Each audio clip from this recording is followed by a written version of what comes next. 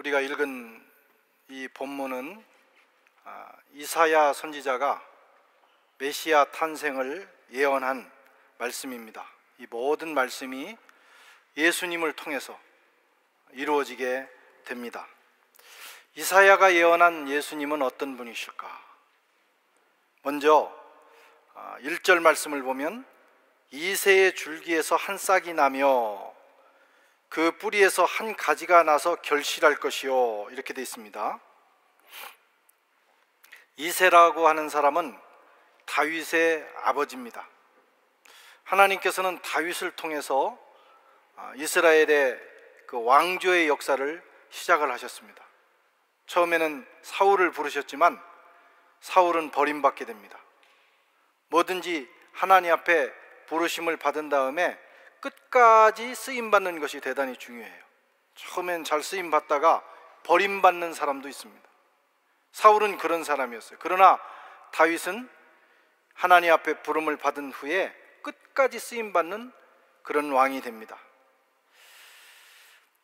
예수님이 어떤 분이시냐? 이새의 뿌리에서, 이새의 줄기에서 나오는 분이시다. 다윗의 후손이다. 다시 말하면 그는 왕이시다 하는 거예요. 이사야가 예언한 예수님, 메시아는 왕입니다. 그의 탄생은 왕의 탄생입니다. 우리는 지금 왕의 탄생을 축하하기 위해서 여기에 모였습니다. 마태복음은 유대 공동체를 향해서 쓴 예수님 이야기예요. 마태복음은 이렇게 시작합니다. 아브라함과 다윗의 자손 예수 그리스도의 세계라. 유대인들은 예수님을 기다렸어요. 어떤 예수님입니까? 왕이신 예수님을 기다렸어요. 장차 메시아가 오시는데 그는 왕으로 오신다. 누구나 다 알고 있었습니다. 그래서 마태는 예수님을 소개할 때 왕이신 예수님, 아브라함과 다윗의 자손. 사실 아브라함도 왕과 같은 존재입니다. 아브라함과 다윗의 자손, 예수 그리스도, 왕이 이 땅에 오셨다. 이렇게 하면서 마태복음을 시작을 하게 됩니다. 예수님은 왕이십니다. 그는 이 땅에 왕으로 오셨습니다. 이스라엘 민족의 왕일 뿐만 아니라 예수님은 온 세상의 왕으로 오셨어요. 왕이 태어났다. 여러분 어떤 감정이 듭니까? 우리가 드라마 같은 걸 보면 지금은 우리가 왕에 대한 어떤 느낌을 잘 갖기가 어렵지만 영화라든가 드라마를 통해서 왕이 어떤 존재인가를 우리는 알게 됩니다. 왕, 보통 사람처럼 여기면서 같이 다니다가 어느 순간에 그 따라다니는 무리가 이 사람이 왕이다, 이 사람에게 우리의 왕권이 있다는 사실을 깨닫는 순간 모든 사람이 그 사람을 제외한 모든 사람이 순간에 무릎을 쫙 꿇으면서 그를 바라봅니다. 머리를 숙입니다. 얼마나 감동적인 순간인지 몰라요. 제가 옛날에 주몽이라든가 여러 그런 드라마, 영화들을 볼 때 가장 감동적인 순간이 언제냐면 따라다니는 사람들이 이 사람이 왕이다 라고 하는 걸 깨닫고 무릎을 꿇는 순간이에요. 왕은 그런 존재입니다. 예수님은 그런 왕으로 이 땅에 태어나신 거예요. 우리가 예수님의 탄생을 축하할 때 그저 아주 낭만적으로 서정적으로 어떤 어린아이, 귀한 어린아이가 이 땅에 태어난 그런 정도로만 생각하면 안 됩니다. 하늘의 왕이 태어나신 겁니다. 온 인류의 왕이 태어나신 겁니다. 그런 감동을 가지고 우리가 주님의 탄생을 축하해야 됩니다. 그런데 문제는 유대인들이 그렇게 기다리던, 이스라엘 백성들이 그렇게 기다리던 왕이 태어나셨는데 막상 그 왕이 오시자 그들은 왕을 알아보지 못했다는 거예요. 여러분, 이것만큼 큰 불행이 어디 있어요? 그들은 평생을 그 수많은 날들 동안 왕을 기다렸어요. 메시아를 기다렸습니다. 그런데 막상 그가 오셨을 때 이스라엘 백성들은 그를 알아보지 못했어요. 이유가 뭡니까? 그들의 기대대로 오시지 않았기 때문이에요. 그들은 왕이 태어날 때 예루살렘의 화려한 궁궐에서 화려한 모습으로 사람들에게 환영을 받으면서 태어나리라고 생각을 했어요. 그러나 하늘의 왕은 가장 낮고 천한 곳에 사람들의 환영을 받지 못하면서 태어나셨습니다. 마국간에 태어나셨어요. 말 구유에 놓이셨어요. 우리가 크레슈를 보면 얼마나 아름답습니까? 마국간의 모양을 우리 캐톨릭 교회를 가보면 그 예수님의 탄생을 인형으로 만들어 놓은 것을 크레슈라고 하는데, 거기 보면 얼마나 그 자체가 얼마나 아름다운지 몰라요. 그러나 현실은 그러지 않습니다. 짐승이 사는 곳이에요. 말똥 냄새가 진동하는 곳입니다. 청결하지 않은 곳입니다. 그곳에 예수님 태어나신 거예요. 그리고 태어나신 예수님은 얼마나 그 세균, 질병에 취약합니까? 어린아이들이. 그런데 그 아이가 강보에 쌓여서 말구유에 놓이셨어요. 짐승의 먹이가 있는, 먹이가 놓여졌던 전혀 청결하지 않은 그곳에 놓였습니다. 그래서 아무도, 이스라엘 백성들 그렇게 메시아를 기다렸던 그들도 예수님을 알아보지 못한 거예요. 요한복음 1장 10절 이하에 보면 그가 세상에 계셨으며 세상은 그로 말미암아 지은 바 되었으되 세상이 그를 알지 못하였고 자기 땅에 오매 자기 백성이 영접하지 아니하였으나. 왕이 오셨지만 그들은 예수님을 알아보지도 못했고 영접하지도 못했습니다. 그들의 기대를 벗어났기 때문이에요. 그러나 그런 순간에도 예수님의 탄생을 알아보는 사람들이 있었어요. 들에서 양을 치던 목자들, 별을 연구하던 동방박사들, 그들은 예수님의 탄생을 알아보고 아무도 알아보지 못하는 그 탄생을 그들은 알아보고 주님께 와서 경배하고 자신들의 소중한 것을 드려서 탄생을 축하했습니다. 지금도 우리가 성탄을 축하하고 이 노엘 분위기를 한참 온 세상이 띄우고 있지만 여전히 수많은 사람들이 왕의 탄생을 알아보지 못합니다. 못할 뿐만 아니라 무시하고 멸시하고 때로는 조롱합니다. 예수님을 거부하고 있습니다. 온 세상이 지금 그러고 있어요. 그럼에도 불구하고 왕의 탄생을 진정으로 알아보는 사람들이 있습니다. 마음이 겸손한 사람들, 겸손한 마음으로 왕의 탄생을 사모하는 사람들, 마음이 깨끗한 사람들, 그들은 모든 세상 사람들이 알아보지 못하는 예수님을 알아보는 것입니다. 성탄은 그런 이들의 성탄이에요. 그들에게 진정한 의미가 있습니다. 여러분은 어떤 편에 서 있습니까? 우리가 오늘 여러 가지 행사도 하고 예수님의 탄생을 축하했지만 우리 가운데 어떤 사람은 여전히 그 예수님을 알아보지 못하고 여기 앉아 계신 분도 계실 거예요. 그러나 많은 분들이 왕의 탄생을 알아보고 기뻐하고 감동하며 그렇게 하나님 앞에 예배를 드리고 있습니다. 저와 여러분들이 그런 편에 설 수 있기를 주의 이름으로 축원합니다. 왕이 탄생하셨어요. 이사야는 그 왕을 하나님의 영으로 충만한 왕이라고 말씀하고 있어요. 예수님이 어떤 분이신가? 하나님의 영으로 충만하신 분이다. 2절에 그 위에 여호와의 영 곧 지혜와 총명의 영이요 모략과 재능의 영이요 지식과 여호와를 경외하는 영이 강림하시리니. 여러분, 옛날에는 왕을 세울 때 올리브 기름을 그 머리에 부었어요. 그래서 기름 부음을 받았다. 기름 부음을 받은 자가 왕입니다. 이것은 장차 오실 진정한 왕, 메시아에게 부어질 그 기름을 상징하는 것이었습니다. 메시아에게 부어지는 기름은 올리브 기름이 아니라 하나님의 영이 부어지는 거예요. 하나님의 영. 누가복음 4장 17절 이하에 예수님께서 이렇게 말씀하셨습니다. 선지자야 이사야의 글을 드리거늘 책을 펴서 이렇게 기록된 데를 찾으시니 곧 주의 성령이 내게 임하셨으니 이는 가난한 자에게 복음을 전하게 하시려고 내게 기름을 부으시고 나를 보내사 포로된 자에게 자유를, 눈먼 자에게 다시 보게 함을 전파하며 눌린 자를 자유롭게 하고 주의 은혜의 해를 전파하게 하려 하심이라 하였더라. 이 말씀이 지금 내게 이루어졌다. 예수님이 어떤 분이시냐?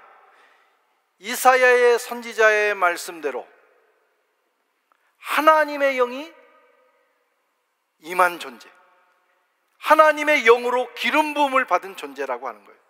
그 말씀이 지금 여기서 내게 이루어졌느니라 주님은 선포하셨습니다. 예수님 어떤 분이시냐? 성령, 하나님의 영으로 기름 부음을 받고 그 영으로 충만한 존재입니다. 예수님은 인간의 몸을 입고 오셨기 때문에 사람들과 다를 게 없었어요. 어머니 뱃속에서 우리와 똑같은 기간을 보내셨고 태어나셔서 자라나시는 모든 과정을 겪으셨어요. 배가 고프고 고프면 먹으셔야 됐고 잡수셔야 됐고 목이 마르면 물을 마셔야 했습니다. 남들처럼 움직이면 피곤했습니다. 보통 사람의 삶을 사셨어요. 그러나 우리와 다른 것이 몇 가지가 있는데 그 중에 하나는 성령으로 잉태되신 것, 죄가 없으신 것, 그리고 죽으셨으나 다시 살아나신 것, 그리고 성령으로 기름 부음을 받으신 겁니다. 예수님은 성령으로 기름 부음 받은 하늘의 왕이십니다. 성령으로 기름 부음을 받은 후에 주님은 비로소 왕으로서의 공적인 사역을 시작하셨어요. 예수님은 성령을 초월하지 않으셨습니다. 예수님은 오직 성령으로 일하셨습니다. 예수님은 성령의 사람이었어요.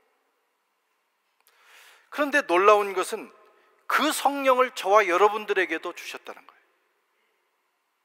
예수님이 받으신 성령을 우리도 받았습니다. 그 말은 저와 여러분들에게도 예수님과 동일한 왕권이 주어졌다는 거예요.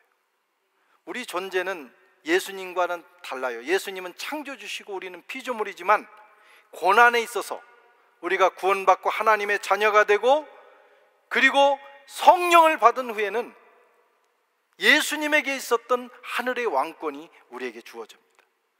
우리는 그런 존재들이에요. 그래서 베드로전서 2장 9절에는 너희는 택하신 족속이요 왕같은 제사장들이요 거룩한 나라요 그의 소유된 백성이니. 우리가 누구냐? 왕같은 제사장들이라는 거예요. 예수님의 왕권과 같은 왕권이 우리에게도 있다는 거예요. 우리가 나라래요. 저와 여러분 한 사람 한 사람이 하나님 나라를 대표하는 그런 존재라고 하는 것입니다. 성령을 통해서 우리에게 그런 역사가 일어난 것입니다. 여러분, 예수님은 하나님의 영으로 충만하신 분이셨어요. 하나님의 영으로 기름 부음 받은 존재. 오늘 이사야가 그 예언을 했고 그 예언이 예수님께서 에덴 동편에서 세례 요한에게 세례를 받으실 때 이루어지게 됩니다. 세 번째로 예수님은 어떤 분이시냐? 이사야는 예수님은 평화의 왕이라고 예언하고 있습니다. 이사야서 11장 오늘 6절에서 9절에 보면 그때 이리가 어린 양과 함께 살며 표범이 어린 염소와 함께 누우며 송아지가 어린 사자와 살찐 짐승이 함께 있어 어린아이에게 끌리며 암소와 곰이 함께 먹으며 그것들의 새끼가 함께 엎드리며 사자가 소처럼 풀을 먹을 것이며 젖 먹는 아이가 독사의 손에 독사의 구멍에서 장난하며 젖된 어린아이가 독사의 굴에 손을 넣을 것이라. 내 거룩한 산 모든 곳에서 해됨도 없고 상함도 없을 것이니 이는 물이 바다를 덮은 같이 하나님을 아는 지식이 온 세상에 충만할 것임이니라. 이사야는 미래의 메시아를 통해서 이루어질 하나님의 나라를 이렇게 예언을 하고 있어요. 너무나 기가 막힌 세상 아닙니까? 어린 염소와 표범이 함께 눕는데요. 송아지와 어린 사자가 살찐 짐승이 함께 눕는다. 살찐 짐승을 보면 사자가 어떤 마음이 들겠어요? 마음에 군침이 들어와요. 야, 기가 막힌 이 음식이로구나. 당장 잡아먹을 약육강식이 통하는 그런 이 세계인데, 주님의 나라 어떤 나라냐? 그런 것들이 다 무너지는, 약육강식의 그 논리가 무너지고 서로를 지켜주는 평화의 나라라고 오늘 이사야가 예언하고 있습니다. 거기는 해됨도 없고 상함도 없대요. 거기는 하나님의 은혜만이 넘치는 곳이래요. 거기는 하나님을 아는 지식으로 충만한 곳이래요. 예수님께서 그런 나라를 이루시기 위해서 이 땅에 오신 겁니다. 예수님이 이 땅에 이루시기를 원하시는 나라는 바로 평화의 나라예요. 물론 예수님이 오셨다가 지금 하늘나라로 가신 후에도 이 세상에 이런 나라가 이루어지지는 않았어요. 그 나라는 예수님 재림을 통해서 온전하게 이루어집니다. 그래서 요한계시록에도 이와 같은 예언이 기록되어 있어요. 하지만 예수님 재림하실 때까지, 예수님 초림하셔서 십자가 사건 이후에 예수님 재림하실 때까지 이 세상에는 이 평화의 나라가 점점 이루어지고 확장되어 갑니다. 저와 여러분들의 헌신을 통해서. 이게 이제 예수님이 원하시는 평화의 나라입니다.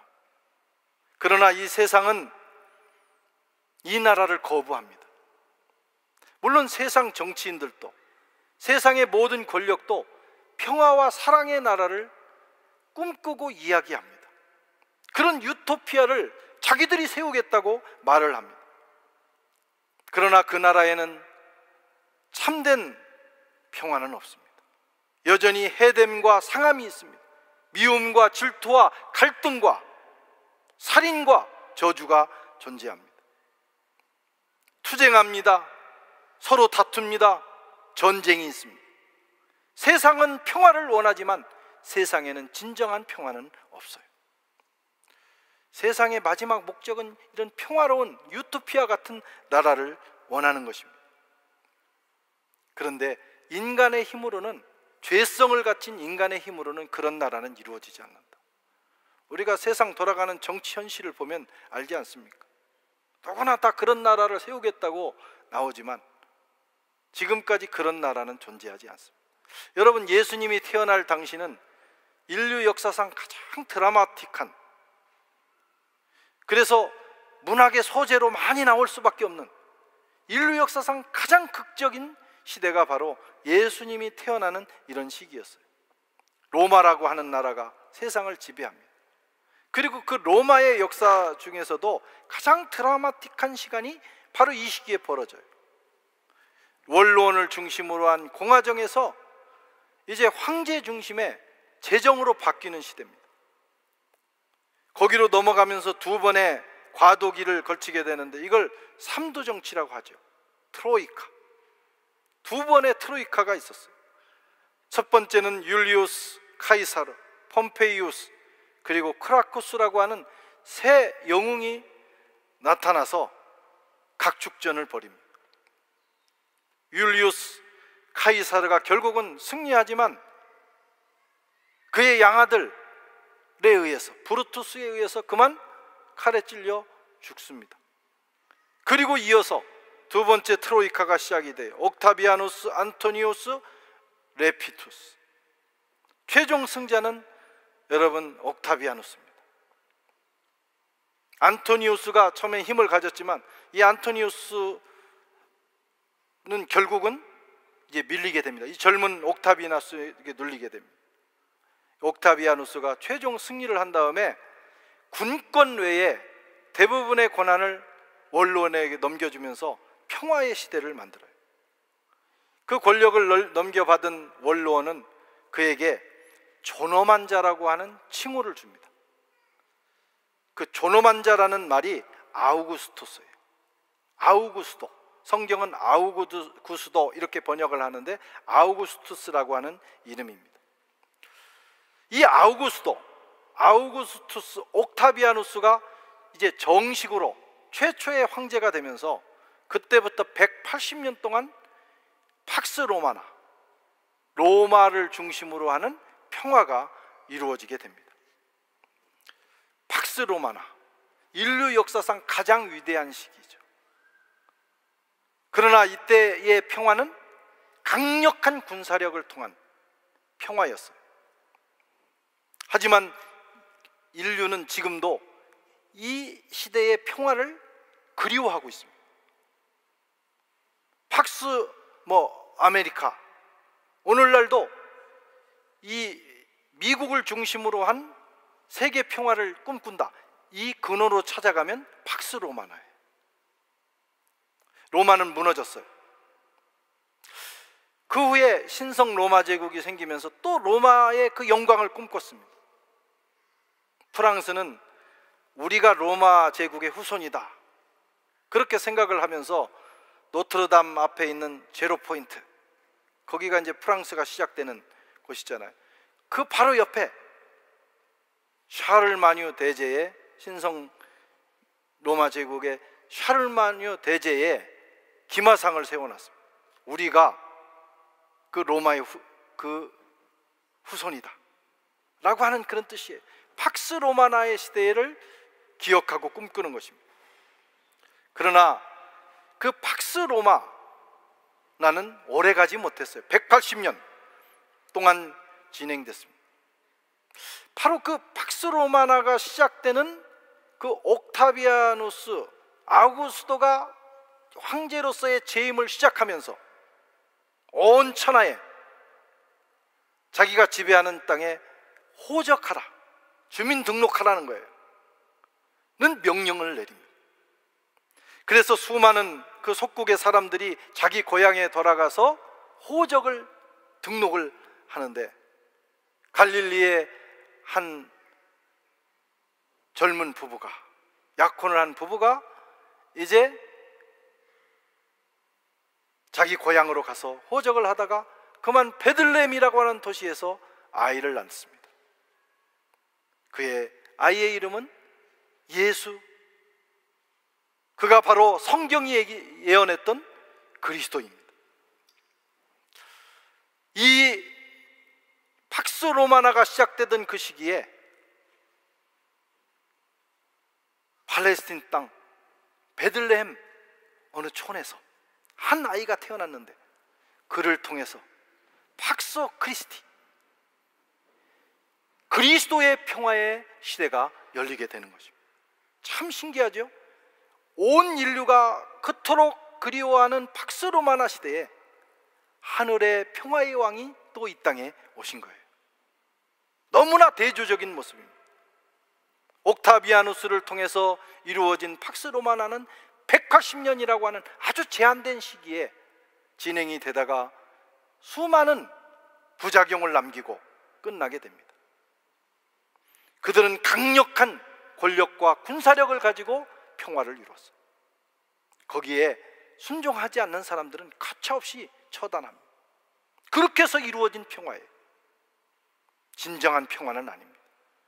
그러나 베들레헴에 태어난 한 아이를 통해서 이루어진 그 평화는 사랑과 희생, 하늘의 그 능력, 십자가의 죽음, 부활을 통해서 이루어지는 하늘의 평화입니다. 그 평화는 과거에 이사야를 통해서 하나님께서 예언하신 그 평화입니다. 오늘 예수님은 그 평화를 이 세상에 이루기 위해서 평화의 왕으로 오셨습니다. 아직은 그 평화가 완성되지는 않았어요. 예수님의 탄생과 십자가와 부활을 통해서 시작된 그 평화는 예수님의 재림을 통해서 새하늘과 새 땅이 이 땅에 임할 때 이루어지게 될 것입니다. 그 과정에 저와 여러분들을 하나님 부르시고 저와 여러분들에게 평화의 복음을 맡기셔서 그 예수 그리스도의 평화를 세상에 전하게 하셨습니다.